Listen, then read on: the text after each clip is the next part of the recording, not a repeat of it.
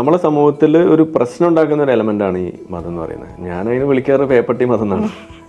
Okay, കാലങ്ങളായി മതം പ്രശ്നമാണെന്നും മതം കൊണ്ട് സമൂഹത്തിന് യാതൊരു ഗുണവുമില്ലെന്നും പറയുന്ന യുക്തിവാദികളോടാണ് തർക്കിക്കാനല്ല, ചില ഫാക്ട് പറയാം. കേരളത്തിന്റെ ഇക്കണോമിയിലേക്ക് ഈ റമദാൻ സീസണിൽ മാത്രം വിദേശത്ത് നിന്ന് എക്സ്ട്രാ ഒഴുകിയെത്തിയത് ആയിരക്കണക്കിന് കോടി രൂപയാണ്.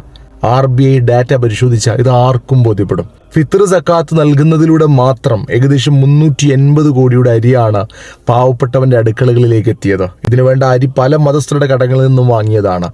റമദാനിലെ ഫുഡ് മറ്റു പർച്ചേസ് മുഖേന സാധാരണക്കാർക്ക് ഉപജീവനം നേടാനായിട്ടുണ്ട്.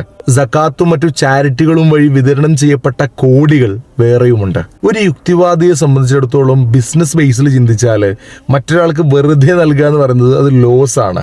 കാരണം അയാൾക്ക് അതിൽ ഒരു ബെനിഫിറ്റും ഇല്ല എന്നതാണ്.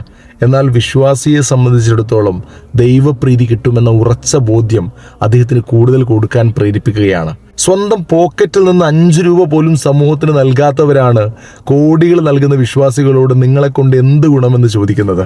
ആ മാനസികാവസ്ഥയോട് സഹതാപം മാത്രം. തിരിച്ച് നിങ്ങളോടൊന്ന് ചോദിക്കട്ടെ, റമദാനിൽ മാത്രം മുസ്ലിമീങ്ങൾ കൊടുത്തതിൻ്റെ 2% സമൂഹത്തിന് കൊടുത്തു കാണിക്കാൻ നിങ്ങളെ കൊണ്ട് പറ്റുമോ? ഇല്ലല്ലോ. എങ്കിൽ ആ യുക്തിയുമായി നിങ്ങൾ അവിടെ തന്നെ ഇരുന്നോളൂ.